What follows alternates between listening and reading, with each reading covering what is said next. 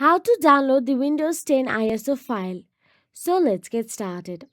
Open Chrome and head to the Microsoft Windows download website.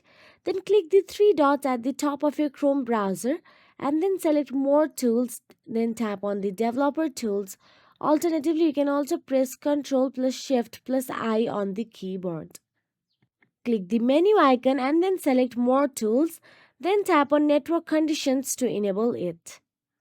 Under the User Agent section, uncheck Use Browser's Default. Then, Chrome offers a long list of pre-configured user agents to choose from in a drop-down menu. For this to work, you have to trick Microsoft into thinking you are using a non-Windows operating system. Anything that is not Windows-based will suffice, so we will select Safari Mac. Keep the Developer Tools pane open and refresh the download page. This time when it loads, you will see a drop-down menu where you can select the edition of the Windows 10 ISO you want to download. These days, you are limited to a multi-edition ISO, but in the past, there were other options that showed up here. Once you pick an edition, click Confirm option available there. Now select your preferred language and again click Confirm.